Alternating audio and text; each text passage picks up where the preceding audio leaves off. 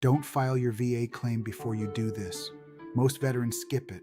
You're about to file your VA claim. You've got your DD 214. You've got your medical records.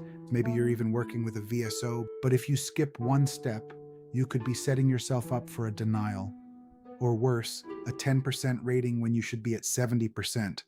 Let me explain. Most veterans make the same mistake. Let me tell you about a veteran I'll call John.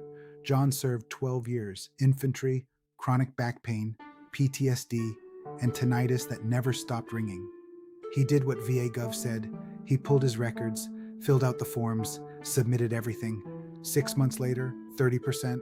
So he appealed. 3 years later, denied again. Here's the hard truth.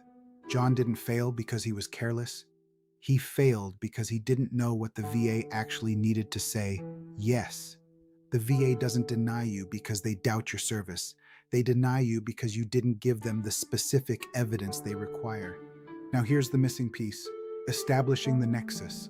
That's the medical link between your current condition and your military service. Your DD 214 proves you served. Your medical records prove you have a condition. But unless you clearly document the connection, nothing proves the link. And if that link isn't spelled out in black and white, the VA assumes it doesn't exist. They don't connect the dots for you.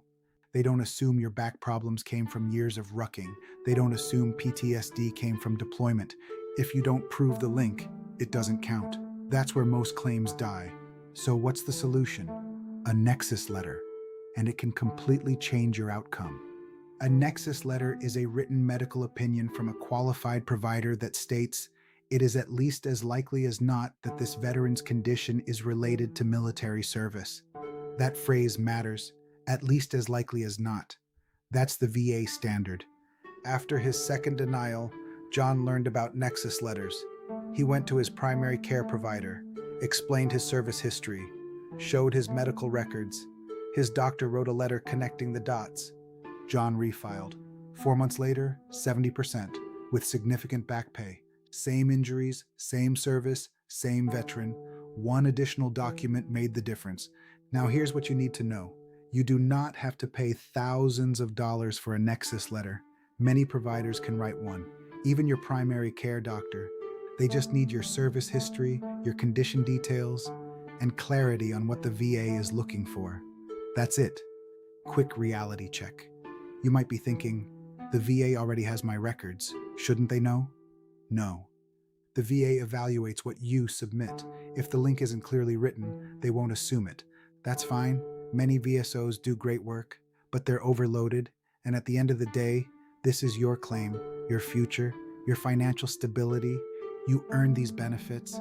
Make sure your file clearly proves what you already know is true. So before you file your VA claim or before you appeal, make sure you have documentation that clearly connects your condition to your service. That's the step most veterans skip. Don't skip it.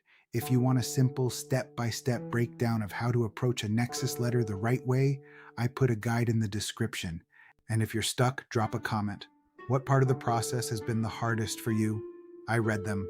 Stay vigilant, stay informed, and remember, my goal is never to mislead, only to empower you with accurate, honest, and actionable information.